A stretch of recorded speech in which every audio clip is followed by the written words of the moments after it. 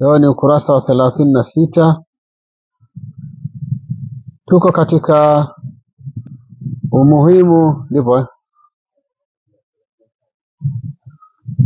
tuko katika umuhimu wa kuichukua ilmu mahali popote, na hii ni kanuni kila talibu ilmu anatakiwa awe nayo, kwamba unaweza ukapata elimu kwa mtu usiyemdhania mahali usipopadhania. Sasa samitu Sheikh al-Imam al-Ajall al-Ustadh Fakhruddin al-Kashaniya rahimahullahu ta'ala yaqul, nilimsikia shekhe huyo anasema, kanat jariyatu abi Yusufa rahimahullahu amanatan inda Muhammadin rahmatullahi alayhi, alikuwa mjakazi wa Abu Yusuf, Mwenyezi Mungu amrehemu, alikuwa ni amana mbele za Muhammadi, Mwenyezi Mungu amrehemu naye. Faqala laha Muhammad akamuuliza yule mjakazi wa Abu Yusuf. Abu Yusuf alikuwa ni shekhe, sasa Muhammad naye ni shekhe, anamuuliza, wewe uko kwa bosi wako wa zamani ambaye ni shekhe Abu Yusuf, hal tahfadhina min hadha alwaqt fi hadha alwaqt min Abi Yusufa fi alfiqh shay'a, je, umehifadhi katika wakati wote uliokuwa kwa Abu Yusuf katika fiqh kitu chochote? Ndio jana nikasema kwamba hii ni ishara ya kwamba ukiwa shekhe, ukiwa mwalimu, tegemea kwamba kila kilicho nyumbani kwako kinatarajiwa kuwa kama wewe, kwa maana athari zako zitaenea vitu vyote vilivyokuwa pale ndani. Ikiwa mjakazi anaulizwa umehifadhi nini kwa Abu Yusuf, je, mke wako wewe kama shekhe, kama mwalimu? Je, mtoto wako wewe kama shekhe, kama mwalimu? Kwa hiyo mafunzo yawepo nyumbani kufundisha, lakini hata mazungumzo yako ya nyumbani yawe ni mazungumzo ambayo mtu akitoka pale akiambiwa, vipi, una lolote wewe? Anasema ndiyo bana, jambo fulani bana ni hivi, jambo fulani ni hivi. Anazungumza mambo ya kielimu. Mtihani tuliokuwa nao sasa hivi, ule muda ambao shekhe ameupata nyumbani wa kukaa na mkewe au watoto wake, ndio muda ambao atatazama Osman Bey, ataanza kuhadithia vitu vyote, na ukiisha huo amerudi kwenye majukumu yake. Kama ni shekhe yuko kwenye majukwaa yake, au kama yuko sehemu gani, lakini ule muda aliopata kuja nyumbani nao pia. Kwa hiyo watu watakachokipata kutoka mdomoni kwake ni yale yale ambayo wanaweza kuyapata mtaani. Kama mtaani kuna zungumzo siasa na mipira, na akija pale nyumbani anapata siasa na mipira. Mwenyezi Mungu atuhifadhi, lakini ni hali mbaya. Lakini atakikana kwa namna yoyote mtu akitoka nyumbani kwa shekhe, basi anatarajiwa kuwa na chochote katika yale ambayo anayo shekhe. Kwa maana huyu mjakazi akaulizwa, kuna lolote ulilolihifadhi huko katika fiqh hii? Qalat binti, akasema, la, hapana, illa annahu kana yukarriru wa yaqul, isipokuwa Abu Yusuf alikuwa anapenda rudia na anasema, sahamu dauri saqitun, fungu la mzunguko ni lenye kupomoka. Sheikh Muhammad fahafidha dhalika minha, naye akalihifadhi neno hili kwa huyu binti. Wakanat almas'alatu mushkilatan, na alikuwa masala hayo ni yenye kutatiza ala Muhammad rahimahullahu ta'ala, ni masala ambayo alikuwa yanamtatiza kweli kweli. Kwa hiyo fartafa ishkaluhu bihadhihi alkalima, ukaondoka mushkili wake kwa maneno haya au kwa neno hili. Faulima, pakajulikanwa, anna listifada kwamba kupata faida mumkinatun min kulli ahadin, ni kwenye kuwezekana kwa yoyote. Hapa Sheikh Muhammad amepata faida kutoka kwa jaria, mjakazi, ni mwanamke, tena mwanamke wa kitumwa, lakini amepata faida kubwa kabisa iliyomsaidia katika ushehe wake. Na tukasema nini maana ya sahamu dauri saqitun? Sahamu dauri, masala haya yanapigiwa mfano kwa mtu ambaye amekufa ili hali mtu huyu alikuwa hana anachokimiliki ila mtumwa, lakini na yeye ana mwenzake ambaye amekufa naye hana anachokimiliki ila mtumwa, tena mtumwa yule yule. Picha ikoje? Zaid ana mtumwa wake na yeye anaumwa. Alipokaribia kufa akamtoa hiba yule mtumwa kumpa Amri, na Amri naye anaumwa wakati huo. Mtumwa yule naye akaamua kumtoa hiba kwa Zaid. Ikawa Zaid na Amri wamepokezana mnyama yule, sio mnyama, mtumwa yule. Sasa yaambiwa kisheria, kama mtu unataka kuacha usia au hivyo kutoa hiba au kumwacha huru mtumwa, uwe una mali. Kama hauna mali nyingine, basi zile mali utakazoziwacha, kwanza ukiwa na mali uache usia theluthi moja au chini yake ya mali yote. Na kama ni mtumwa kama hivyo, huwezi kumwacha huru mtumwa wakati wewe unaumwa maradhi ya mauti alafu huna mali nyingine. Na ndio tukasema matukio mengi yalijitokeza wakati wa Mtume. Aliwahi kumuita mtu mmoja ambaye ameachwa huru na bosi wake, yeye Mtume akamuuza, kisha pesa ile akalipa madeni ya mtu yule ambaye huko anadaiwa, huku eti mali aliyokuwa nayo ni mtumwa na anamwacha huru. Sasa hapa inakuja inachukuliwa, kwa kuwa alimwacha huru mtumwa au alimtoa hiba mtumwa wake na huko hana mali nyingine, tunatathmini mtumwa yule ana shilingi ngapi thamani yake. Ndio akapiga mfano mashehe humu kwamba mfano ikawa ni shilingi 900.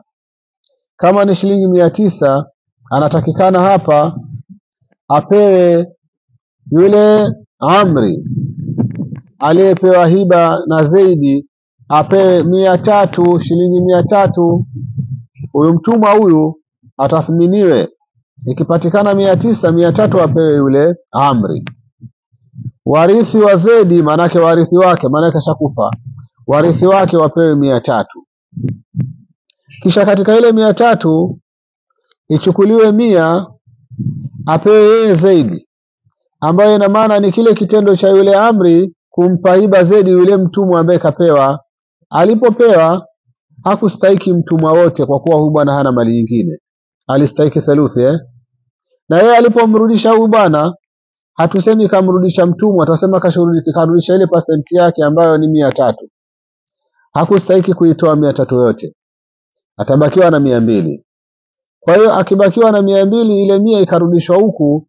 Kwa hiyo hawa warithi wa Zaidi watarithi shilingi 700, warithi wale watarithi 200. Tutasema mbona Zaidi atakuwa na 700 na wakati huyu alimtoa hiba mtumwa wake?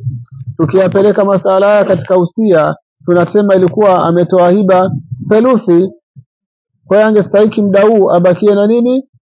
Na theluthi 2.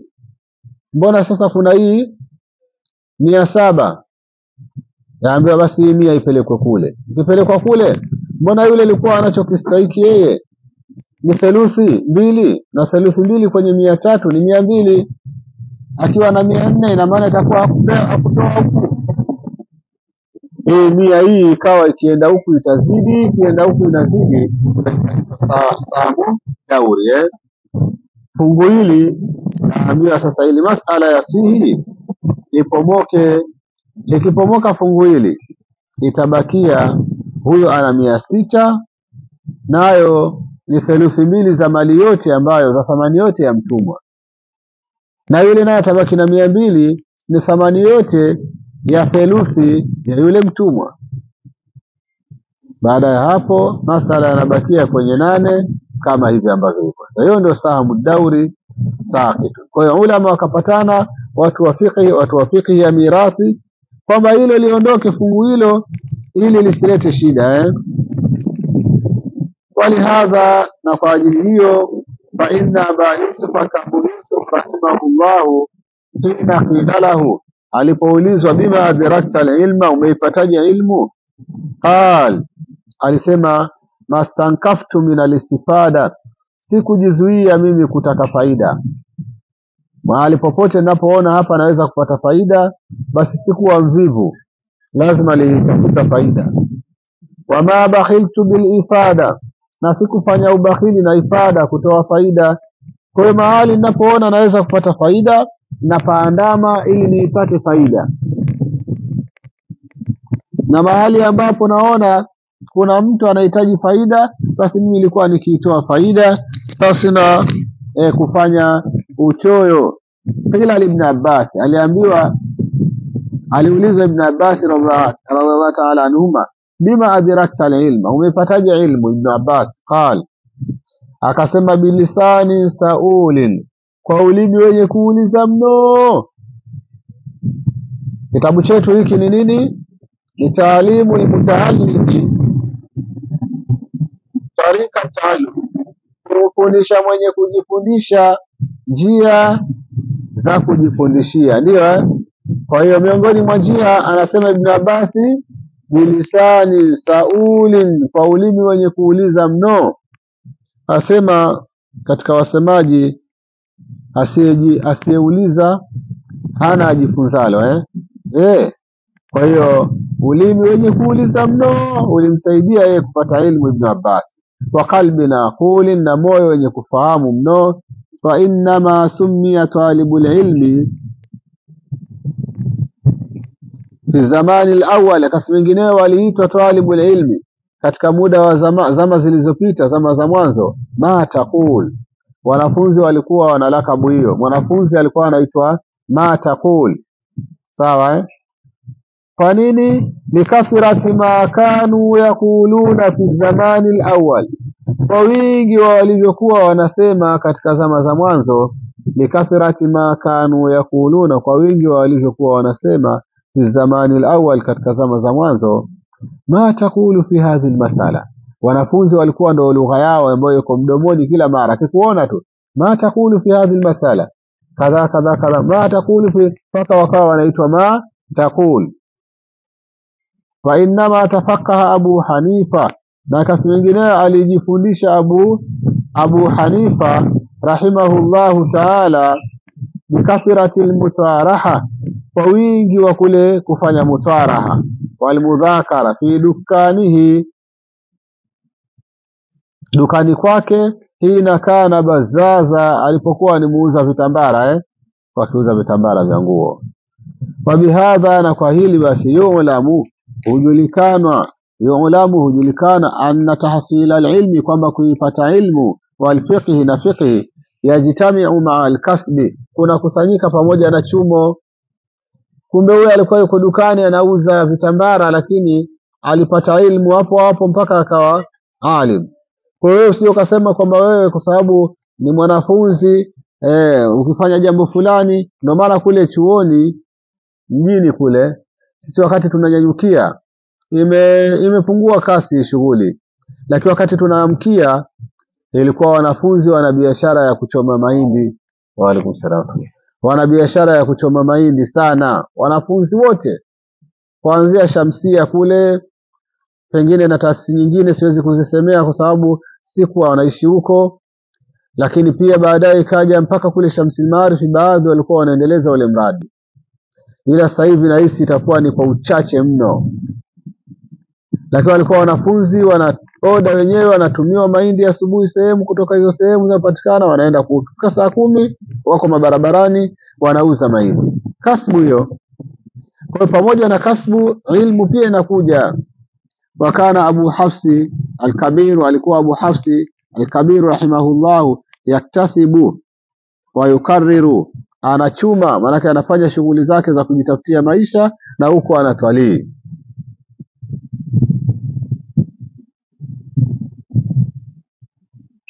Kwa hiyo anasema shekhe hapa, fa in kana la budda li talibil ilmi min alkasbi linafaqati iyalihi wa ghairihim, akiwa mwanachuoni talibul ilmi, hapana budi kwa talibul ilmi kuchuma kwa ajili ya chakula cha watoto wake, wa ghairihim, na wasiokuwa wao, faliyaktasib waliyukarrid waliyudhakir, na achume na atwalii na afanye mudhakara.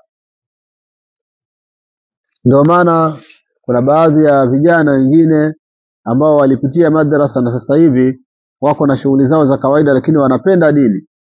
Nakuta mtu anakuuliza mara kwa mara, natwalii mara kwa mara, napitia hata kwenye magrupu yangu haya, alhamdulillah wako wengi.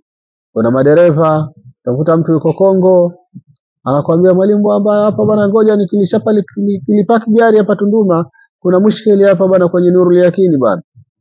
Mwalimu bwana, hapa bwana ndo nimeingia hapa mgodini huku, sijui Kasumba nini, sijui huko haya au sijui Lubumbashi haya, lakini baadaye kidogo nikifanya hivi nitakuulizia hapa mali.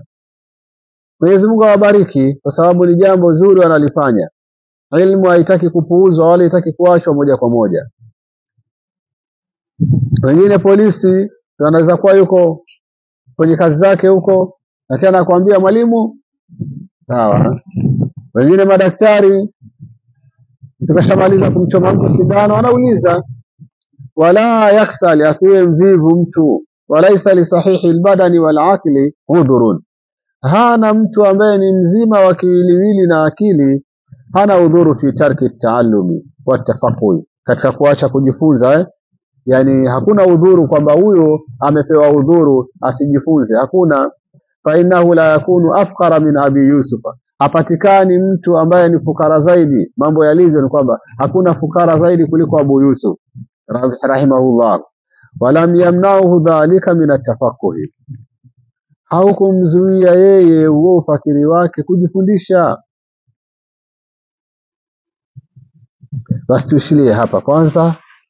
Kubwa zaidi tuone kwamba elimu inapatikana popote, lakini pia tuone kwamba elimu inapatikana kwa hali yoyote.